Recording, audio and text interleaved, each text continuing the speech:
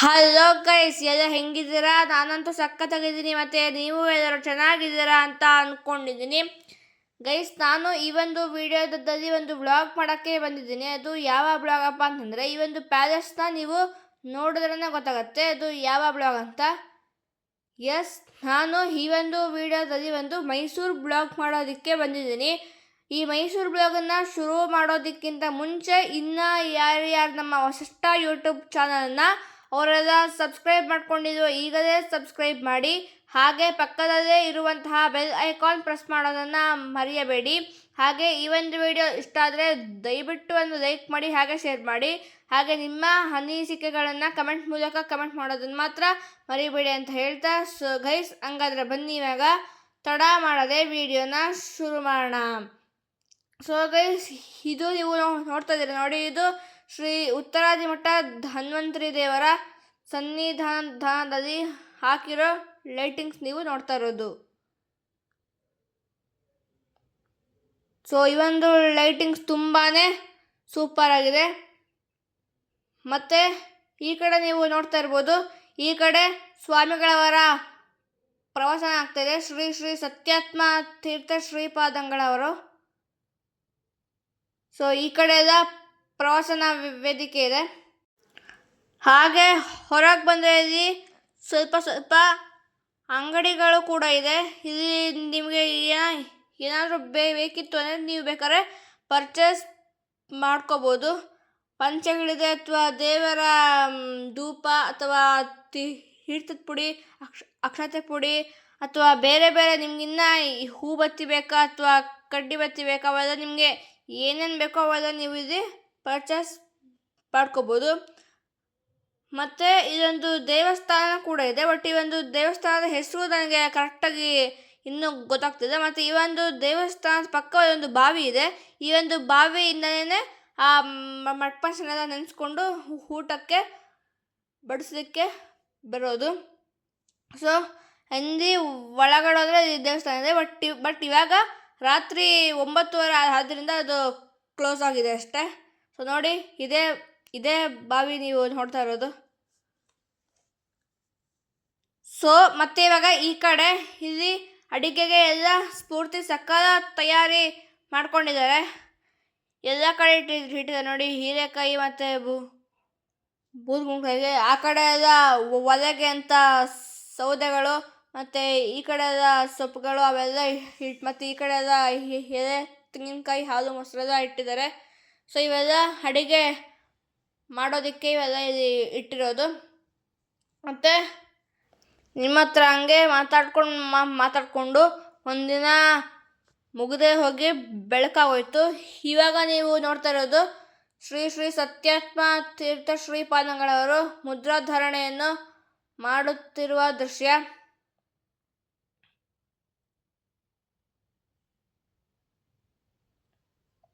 ಒಬ್ರೊಬ್ರಿಗೆ ಹಾಕ್ತಾ ಇದ್ದಾರೆ ಮುದ್ರೆನ. So guys, ಇವಾಗ ನಾವು ಹೋಗ್ತಾ ಇರುವಂತಹ ಜಾಗ ಯಾವುದಪ್ಪ ಅಂತಂದರೆ, ಇದು ಇವಾಗ ನಿಮಗೆ ಗೊತ್ತಾಗತ್ತೆ. ಬನ್ನಿ, ಇವಾಗ ನಾವು ಇದು ಸಿಗ್ನಲ್ ಇವಾಗ ನಿಂತಿದ್ದೀವಿ. ಮತ್ತು ಆ ಕಡೆ ನಿಮಗೆ ಕಾಣಿಸ್ತಿದೆ ನೋಡಿ, ಆ ಕಡೆ ಎಲ್ಲ ಮೈಸೂರು ಝೂವಿನ ಕಾಂಪೌಂಡು. ಮತ್ತು ನೆಕ್ಸ್ಟು ಆ ಮೈಸೂರು ಝೂಯಿಂದನೇ ಸ್ವಲ್ಪ ಹಂಗೆ ರೈಟಿಗೆ ಹೋಗಿ ಇನ್ನೊಂದು 100 to 200 ಮೀಟರ್ ಅಲ್ಲ, ಇನ್ನೂ ಒಂದು ಸ್ವಲ್ಪ ಕಮ್ಮಿ, ಅಷ್ಟು ಮುಂದೋದ್ರೆ ಅವಾಗಲೇ ನಿಮಗೆ ಸಿಗೋದು ಈ ಒಂದು ಅಕ್ವೇರಿಯಂ. ಸೊ ಇಲ್ಲಿ ನಿಮಗೆ ಪಾರ್ಕಿಂಗಿಗೆ ಕೂಡ ದಾರಿ ಇದೆ. ಮತ್ತು ಈ ಕಡೆ ಪೂರ್ತಿ ಅಕ್ವೇರಿಯಮ್ಸೇ ನಿಮಗೆ ಕಾಣೋದು. ಸೊ ಇವಾಗ ಈ ಕಡೆಯಿಂದ ಎಂಟ್ರೆನ್ಸು. ಇಲ್ಲಿ ನೀವು ನೋಡ್ತಾ ಇದ್ದೀವಿ ನೋಡಿ, ಒಂದು ದೊಡ್ಡ ಫಿಶ್ಶು. ಈ ಒಂದು ದೊಡ್ಡ ಫಿಶ್ಶು ಒಳಗಡೆ ನಾವು ಹೋಗಿ ಒಟ್ಟು ಈ ಒಂದು ದೊಡ್ಡ ಫಿಶಲ್ಲೇ ಒಂದು ದೊಡ್ಡ ಅಕ್ವೇರಿಯಮ್ಮೇ ರೆಡಿ ಮಾಡಿ ಇಟ್ಟಿದ್ದಾರೆ. ನೋಡಿ, ನಾವು ಇವಾಗ ಎಂಟರ್ ಆಗ್ತಾ ಇದ್ದೀವಿ. ಸ್ಟಾರ್ಟಿಂಗಲ್ಲೇ ಈ ಥರ ಇದೆ. ಹತ್ತಂಗೆ ಆ ಕಡೆ ಟಿಕೆಟ್ ಕೌಂಟರ್ಸ್ ನಿಮಗೆ ಸಿಗುತ್ತೆ. ಮತ್ತು ಈ ಕಡೆ ನಮಗೆ ಎಂಟ್ರೆನ್ಸ್ ದಾರಿ, ಆ ಕಡೆ ನಿಮಗೆ ಟಿಕೆಟ್ ಕೌಂಟರು. ಮತ್ತು ಈ ಕಡೆ ಎಲ್ಲ ರೆಸ್ಟ್ ಮಾಡೋದಕ್ಕೆ ಸ್ವಲ್ಪ ಜಾಗಗಳು ನಿಮಗೆ ಸಿಗುತ್ತೆ. ಮತ್ತು ಇನ್ಫಾರ್ಮೇಷನ್ಸ್ ಏನಾದರೂ ಬೇಕು ಅಂತಂದರೆ ನಿಮಗೆ ಅದು ಕೂಡ ಸಿಗುತ್ತೆ. ಮತ್ತು ಇಲ್ಲಿ ಒಂದು ಹೈಟ್ ಮಷೀನ್ ಇಟ್ಟಿದ್ದಾರೆ. ಇದಕ್ಕಿಂತ ಹೈಟು ಜಾಸ್ತಿ ಇತ್ತು ಅಂದರೆ ಅವಾಗ ಫುಲ್ ಟಿಕೆಟ್ ಕಂಪಲ್ಸರಿ ಆಗುತ್ತೆ, ಇಲ್ಲಾಂದರೆ ಹಾಫ್ ಟಿಕೆಟ್ ಇರುತ್ತೆ. ಮತ್ತು ಈ ಒಂದು ಆಕ್ವಾಟಿಕ್ನ ಹೆಸರು ಲೋಕಾರಂಜನ್ ಆಕ್ವಾ ವರ್ಲ್ಡ್ ಅಂತ. ಸೊ ನೀವು ಬಂದರೆ ಒಂದ್ಸಲಿ ನೀವು ಇದ್ರದ್ದು ಎಕ್ಸ್ಪೀರಿಯನ್ಸ್ ನೀವು ಮಾಡ್ಬೋದು. ತುಂಬಾ ಚೆನ್ನಾಗಿದೆ ಈ ಒಂದು ಅಕ್ವೇರಿಯಮ್ಮು. ಸೊ ನೀವು ಇವಾಗ ಫಸ್ಟ್ ಫ್ಲೋರ್ನ ನಾವು ಇವಾಗ ಹತ್ತಿದ್ದೀವಿ. ನೀವು ಸ್ಟಾರ್ಟಿಂಗಲ್ಲಿ ಹೋದಾಗ ನಿಮಗೆ ಈ ಥರದ್ದೊಂದು ವ್ಯೂ ನಿಮಗೆ ಕಾಣಿಸ್ಬಿಟ್ಟು ಒಂದು ಅಕ್ವೇರಿಯಂ ಕಾಣಿಸುತ್ತೆ. ಒಂದು ಸೆಕೆಂಡ್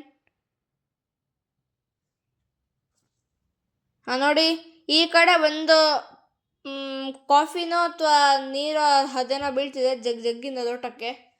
ಸೊ ಅದೊಂದು ಅದ್ರ ಒಳಗಡೆ ಫಿಶ್ ಏನಾದ್ರು ಹಾಕಿದಾರ?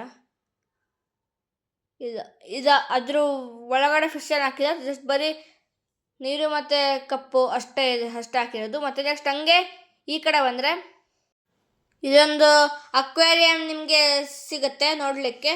ಇದರಲ್ಲಿ ಕಲರ್ ಫಿಶ್ಗಳೆಲ್ಲ ನಿಮಗೆ ಹಾಕಿ ಇಟ್ಟಿರ್ತಾರೆ.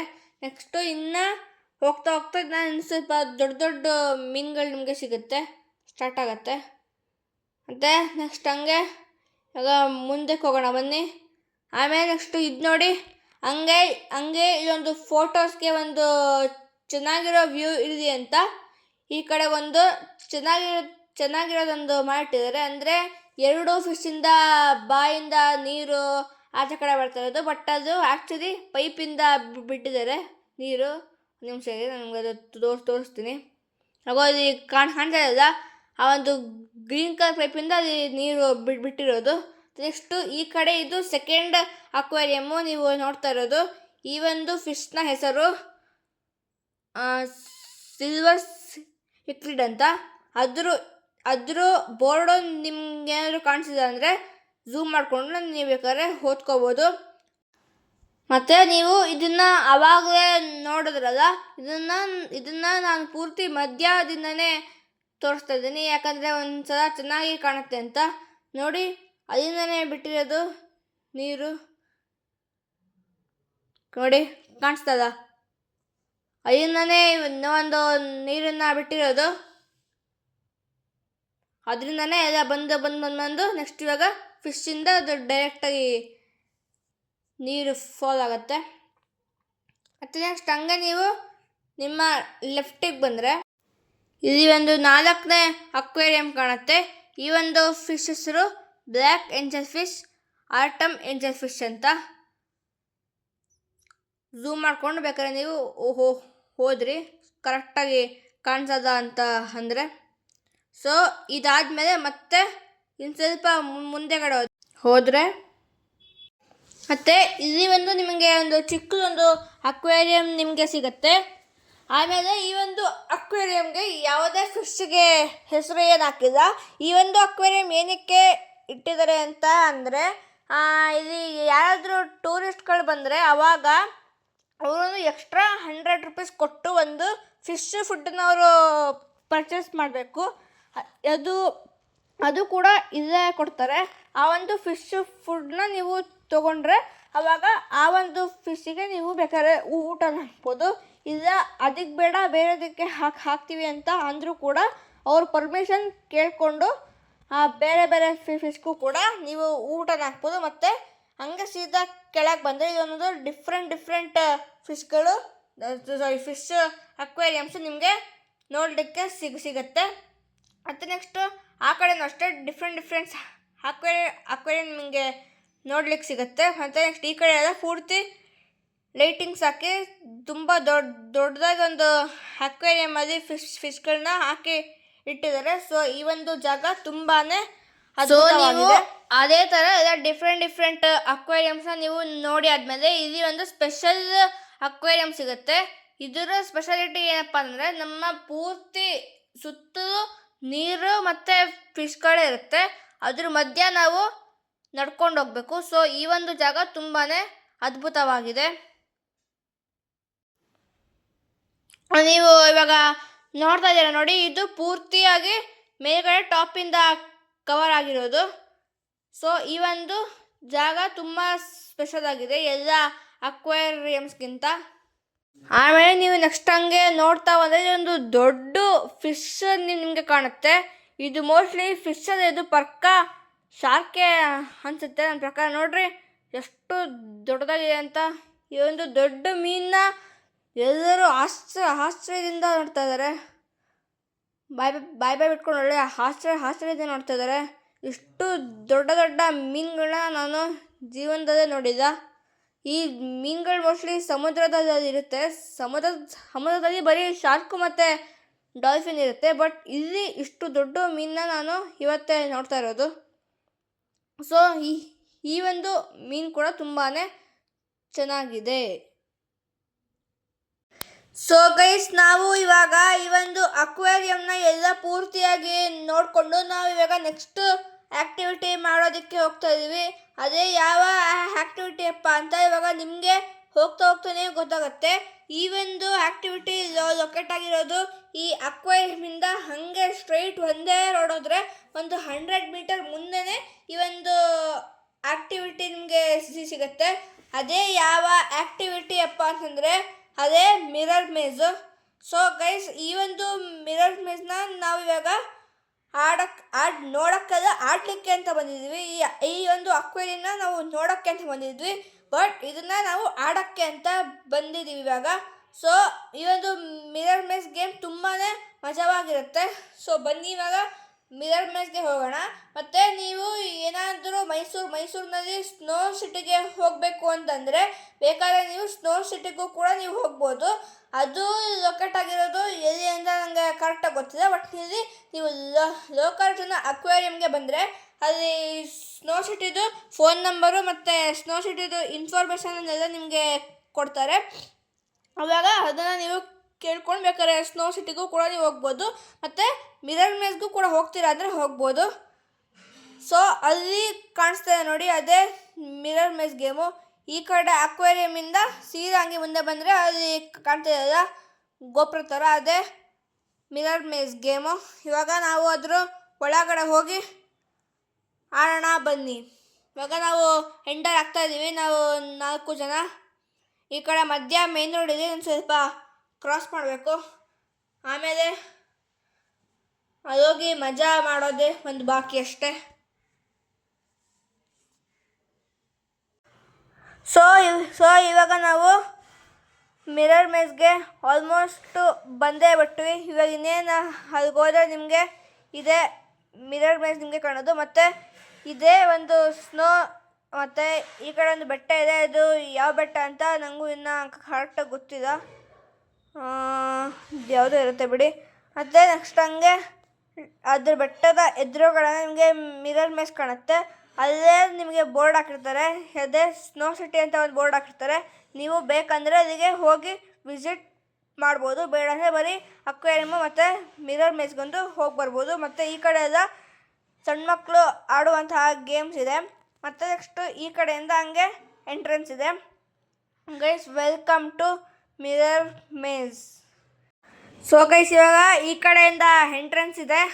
ಈ ಕಡೆ ಪೂರ್ತಿ ಸುತ್ತ ಮಿರರ್ಸ್ ಹಾಕ್ಬಿಟ್ಟಿದ್ದಾರೆ. ಗೊತ್ತಾಗಲ್ಲ ನಮಗೆ ಯಾವ್ಯಾವ ಕಡೆ ನಾವು ಇದ್ದೀವಿ ಮತ್ತು ಯಾವ ಕಡೆ ಏಟಾಗತ್ತೆ ಅಂತ. ಅದಕ್ಕೆ ಥರ ಕೈ ಇಟ್ಟು ಹೋಗ್ಬೇಕು. ಸೊ ನೋಡ್ರಿ, ಈ ಒಂದು ಗೇಮ್ ತುಂಬಾ ಚೆನ್ನಾಗಿದೆ. ಮತ್ತು ನಿಮಗೆ ಇಲ್ಲಿ ಬಂದರೆ ಸಿಕ್ಕಾಪಟ್ಟೆ ನೀವು ಎಂಜಾಯ್ ಮಾಡ್ಬೋದು. ಒಂದು ಅಕ್ವೇರಿಯಮ್ ಮತ್ತು ಮಿರರ್ ಮೇಜು. ಸೊ ಸ್ವಲ್ಪ ಹುಷಾರಾಗಬೇಕು. ಮತ್ತು ಇಲ್ಲಿ ಯಾವುದೇ ಕಾರಣಕ್ಕೂ ಓಡೋಂಗಿಲ್ಲ, ನಡ್ಕೊಂಡೇ ಹೋಗಬೇಕು. ಓಡಿದ್ರೆ ಪಕ್ಕಾ ಫೈನ್ ಹಾಕ್ತಾರೆ. ಯಾಕೆಂದರೆ ಪೂರ್ತಿ ಸುತ್ತ 4 ಕಡೆ ಕನ್ನಡಿ ಇರೋದ್ರಿಂದ ಕಾಣಲ್ಲ ಹೆಂಗೆ ಇದು ಓಪನ್ ಆಗಿರುತ್ತೆ ಅಂತ. ಸೊ ಅದಕ್ಕೋಸ್ಕರ ಪೂರ್ತಿ ಹುಷಾರಾಗಿ ಹೋಗ್ಬೇಕು. ಸೊ ಗೈಸ್, ಈ ಒಂದು ಆ್ಯಕ್ಟಿವಿಟಿ ಆಗಿದೆ. ನೆಕ್ಸ್ಟ್ ನೀವು ಮಿರರ್ ಮೇಜಿಂದ ನೀವು ಎಕ್ಸಿಟ್ ಆಗ್ತಿರಲ್ಲ, ಆವಾಗ ಅದೊಂಥರ ವಾಷಿಂಗ್ ಮಷೀನ್ ಯಾವ ಥರ ಬಟ್ಟೆಗಳೆಲ್ಲ ಹಾಕಿದಾಗ ಇರುತ್ತೋ ಅದೇ ಥರ ನೆಕ್ಸ್ಟ್ ನಾವು ಕೂಡ ಆ ಒಂದು ಮಷಿನ್ ಥರನ ನಾವು ತಿರುಗ್ತೀವಿ. ಬಟ್ ಅದು ವಿಡಿಯೋ ಮಾಡೋಕ್ಕಾಗಲ್ಲ, ಯಾಕಂದರೆ ಅದು ಸ್ವಲ್ಪ ತಲೆ ಸುತ್ತು ಬರುತ್ತೆ ಅದು ತಿರುಗ್ತಾ ಇರಬೇಕಾದ್ರೆ. ಸೊ ಅದಕ್ಕೋಸ್ಕರ ನಾವು ಕ್ಯಾಮ್ರಾ ಇಟ್ಕೊಂಡು ವಿಡಿಯೋ ಮಾಡಬೇಕಂದ್ರೆ ಸ್ವಲ್ಪ ಕಷ್ಟ ಅದು. ಯಾಕಂದರೆ ತಿರುಗ್ತಾ ಇರ್ಬೇಕಾದ್ರೆ ವೀಡಿಯೋ ಮಾಡೋದಷ್ಟು ಈಸಿ ಇಲ್ಲ. ಸೊ ಅದಕ್ಕೋಸ್ಕರ ಅದು ಕೂಡ ತುಂಬಾ ಚೆನ್ನಾಗಿದೆ. ಬಟ್ ಅದು ಸ್ವಲ್ಪ ತಲೆ ಸುತ್ತುತ್ತೆ.